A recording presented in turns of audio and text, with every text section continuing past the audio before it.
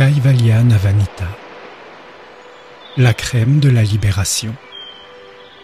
Section 2. Les doutes dissipés. Première partie.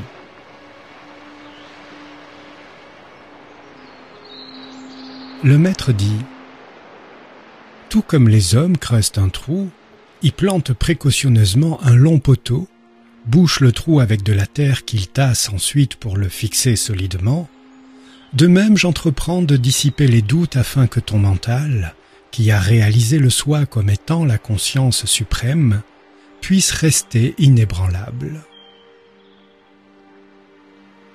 Le disciple au mental pur, et ayant réalisé le soi, s'est cramponné à son maître depuis le temps de la fausse identification du soi avec le corps, jusqu'au moment de la libération sans mode et sans incarnation, comme un jeune singe à sa mère.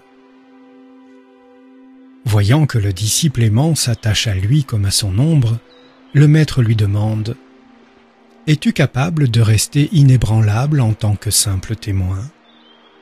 Tous tes doutes ont-ils disparu ? Ou bien la notion de différenciation s'insinue-t-elle parfois en toi ? Dis-moi, quelle est ta situation ?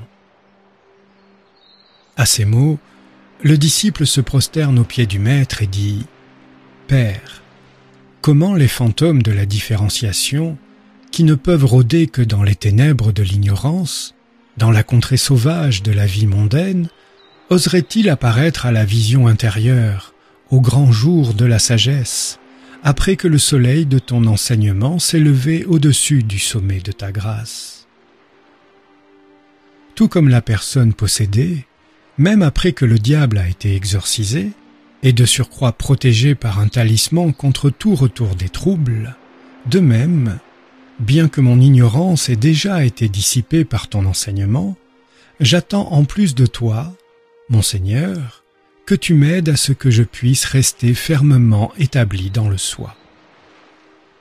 Tu m'as dit la chose suivante : sache au moyen des Écritures que le soi est Brahman, que le Brahman non-duel ne peut être atteint par un discours, une étude ou une discussion. Il doit être réalisé dans le cœur. Le Brahman resplendissant par lui-même ne peut être atteint par le mental misérable. Clarifie, s'il te plaît, l'apparente contradiction de ces deux énoncés. Le maître répondit : comme Brahman n'est ni un objet d'essence, ni un objet d'inférence, et comme il est sans second, il est au-delà de la perception directe, de l'inférence ou de l'analogie. Sache aussi qu'étant exempt d'attributs, il ne peut être exprimé par des mots. Les Védas, qui déclarent que le Brahman est au-delà des mots, l'indiquent aussi par l'énoncé « tu es cela ». Si tu demandes laquelle de ces deux affirmations est exacte, sache qu'elles le sont toutes deux, car les Védas ne peuvent jamais être faux. Une jeune fille dit « pas lui » à la vue de tous les autres hommes, et reste timide et silencieuse quand on lui montre son amoureux. De la même manière, les Védas nient clairement ce qui n'est pas Brahman par « pas ceci », et indiquent Brahman par le silence. Ayant répondu à la première partie de ta question, je vais répondre à la seconde. Le cœur gouverne les sens externes. Ses facultés opèrent, intérieurement et extérieurement, en tant qu'intellect et mental. De même que ton visage est vu reflété dans un miroir, l'image de la pure conscience est vue dans l'intellect. Le mental continue en même temps à fonctionner, et c'est cela qu'on appelle la connaissance, mon enfant. De même que le métal en fusion prend les formes du moule dans lequel il est versé, le mental assume les formes des objets qui sont révélés par la lumière reflétée. Sans la vue et la lumière, un objet ne peut être découvert dans l'obscurité. L'aide d'une lampe allumée et d'une vue claire est nécessaire pour découvrir un objet dans l'obscurité. Mais pour voir le soleil, seule la vue est en cause. Pour voir l'univers manifesté, Le mental en mouvement et la conscience réfléchie sont tous deux nécessaires. Mais pour réaliser la réalité, seul le mental en mouvement aspirant à la réalisation sera en cause. L'union du mental en mouvement et du soi reflété est appelée le mental, ou vritti. Le Brahman peut être atteint par le mental, car le mode du mental dirigé vers lui-même est nécessaire à la réalisation. Le Brahman ne peut être atteint par la partie du mental qui est la conscience réfléchie.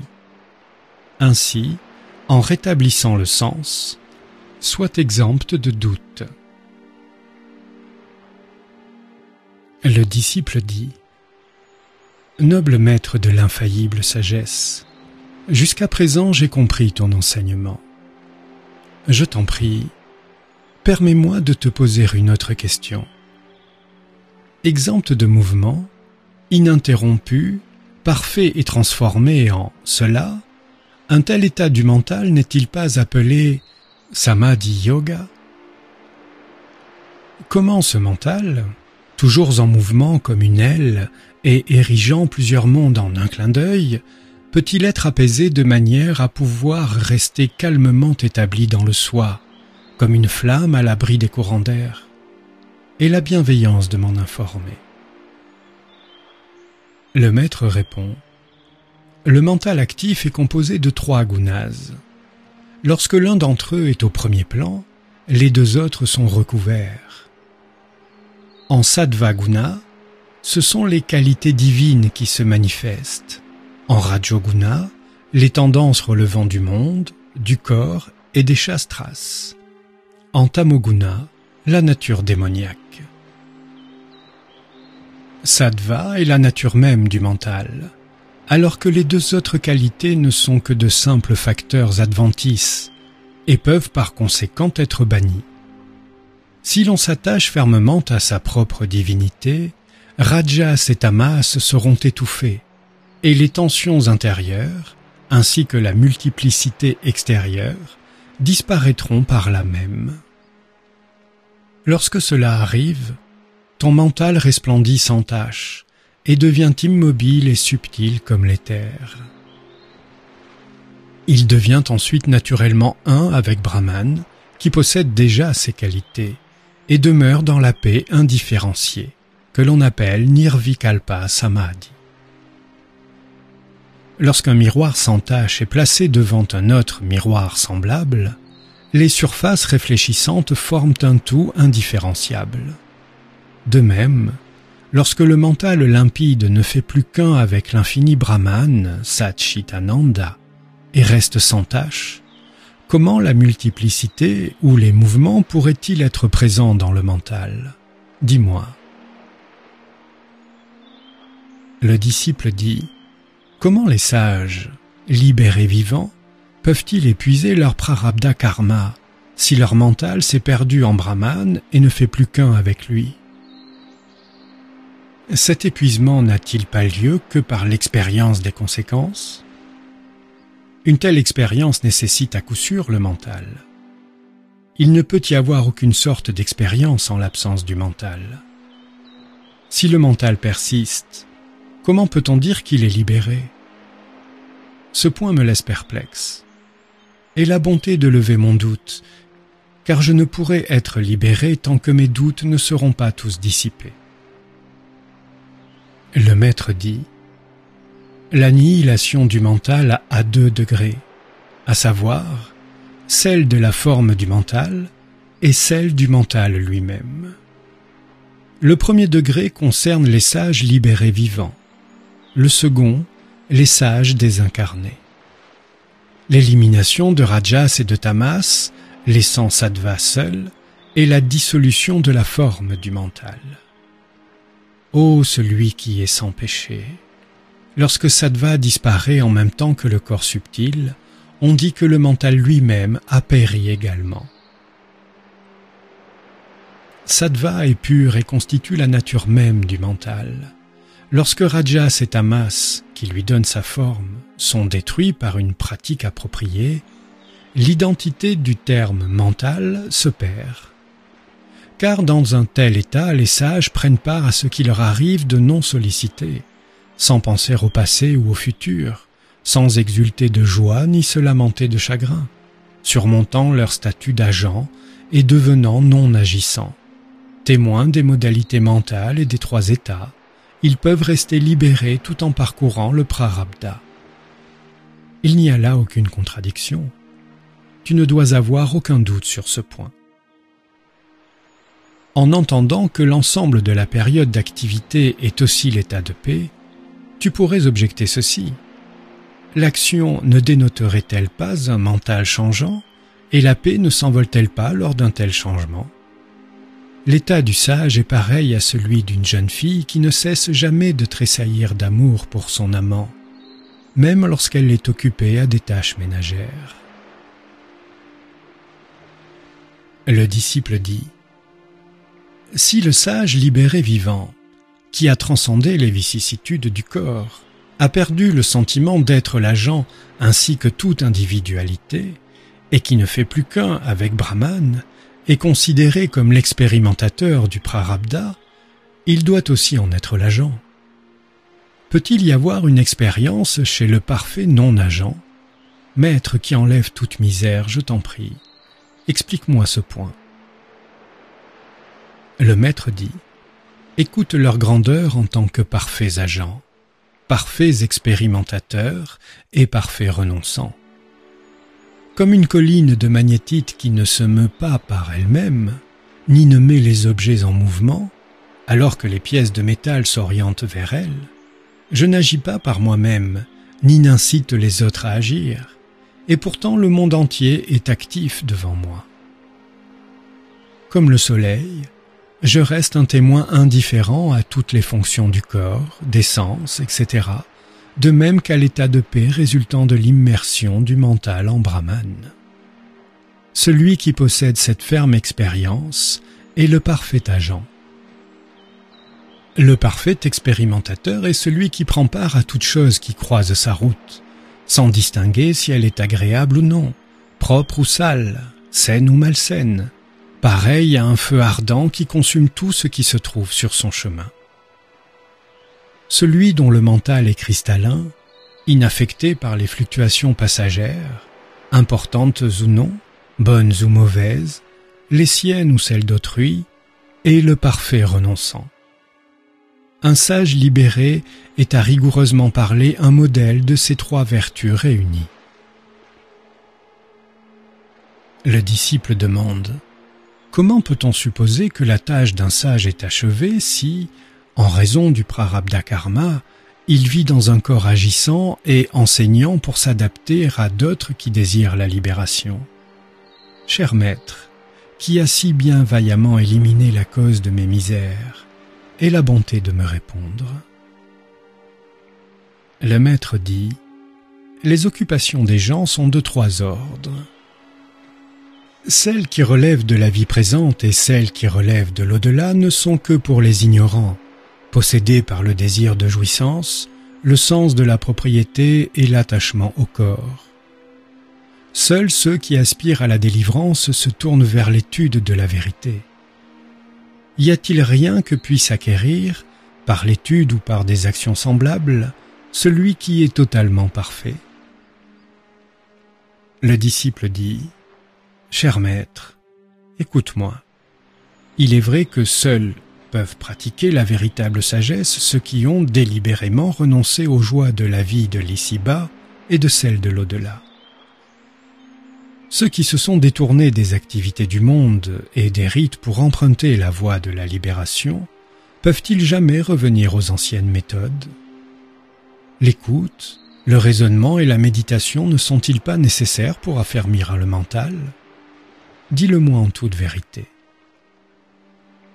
Le maître dit : sage enfant, écoute-moi. Ceux qui ne connaissent pas la vérité doivent l'apprendre telle qu'elle est enseignée par les Écritures et les maîtres.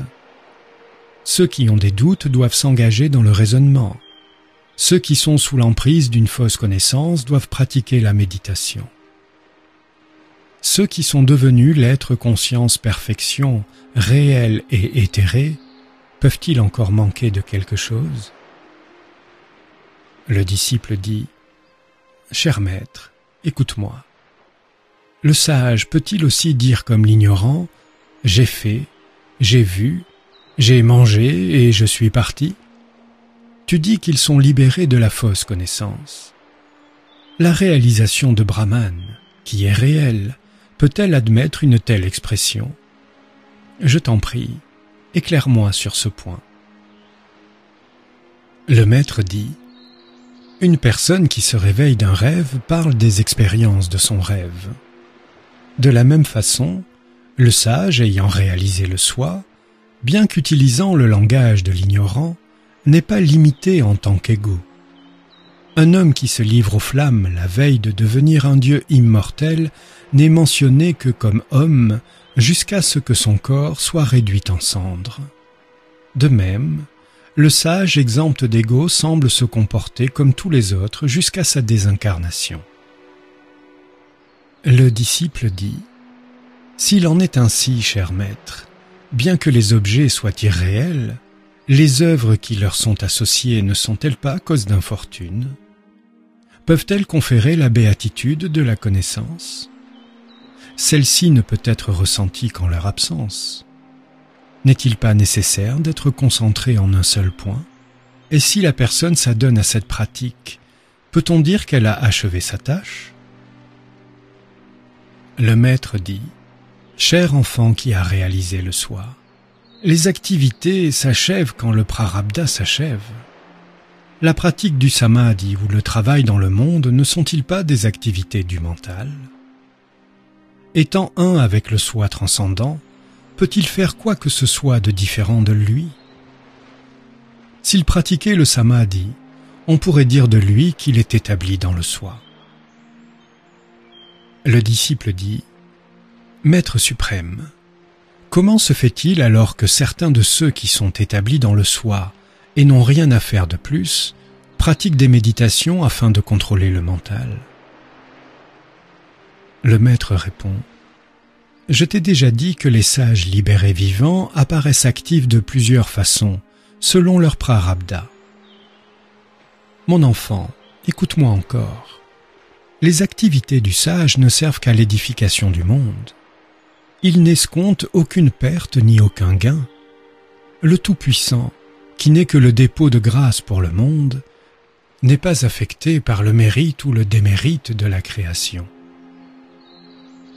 Le disciple dit « Cher maître, toi qui es sans forme sous le rapport de la transcendance, toi qui fonctionnes en tant qu'Ishvara sur le plan cosmique et apparaît sous forme humaine ici, tu parles du Jnani et d'Ishvara comme étant identiques. Comment peut-il en être ainsi? » Le maître répond « Oui, Ishvara et le Jnani sont identiques, car ils sont libres du jeu et du mien. Le Jnani est lui-même Ishvara, la totalité des jivas, ainsi que le cosmos. » Le disciple demande « Seigneur, si tu dis qu'il est tous les jivas lorsqu'il est libéré, comment les autres peuvent-ils rester asservis? Si l'on dit que les jivas sont divers, ils ne peuvent les être tous.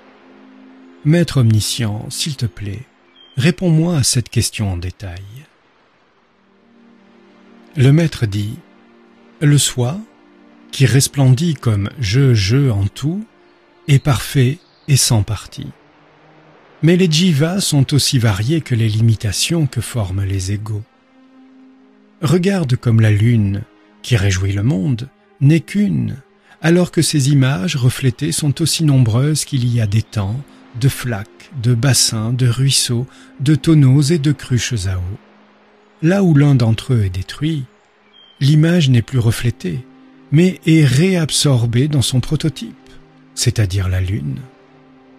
Il ne peut pas en être ainsi des autres images reflétées. De la même manière, le jiva, dont les limitations sont détruites, est rétracté dans sa source, le soi, les autres non.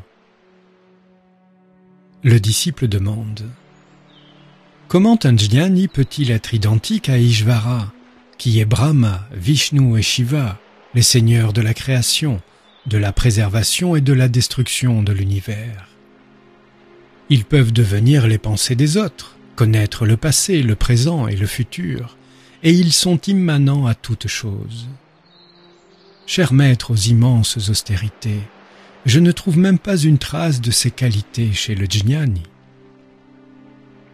Le maître dit, l'eau d'une citerne et une puissante lumière rendent service à tout un village, alors qu'un pot d'eau et une lampe de table ne rendent service qu'au cercle familial d'une maison. Cher enfant qui te tient en compagnie des sages, Ishvara et le Jnani ne diffèrent pas dans leur jnana, c'est-à-dire leur sagesse, leur réalisation de « je suis Brahman ». Cependant, quand ils sont associés aux limitations de la Maya, on les désigne comme supérieurs et inférieurs.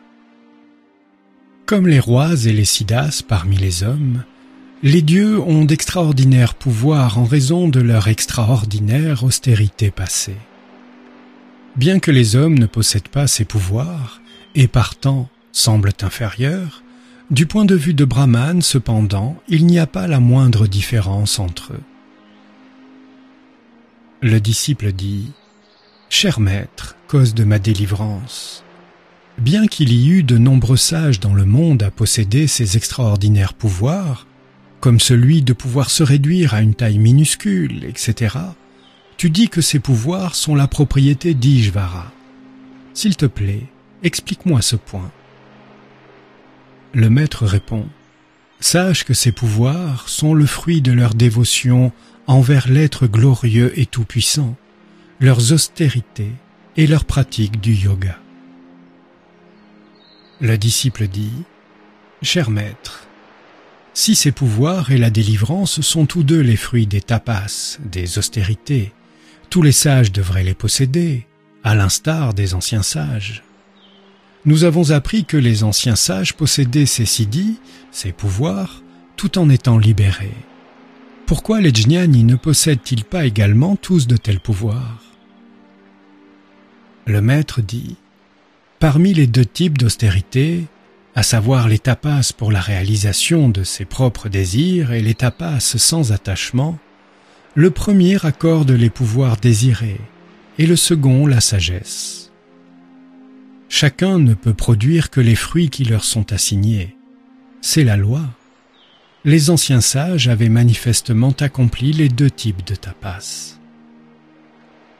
Mon enfant, Janaka, Mahabali, Bhagirath et d'autres n'ont obtenu que la délivrance.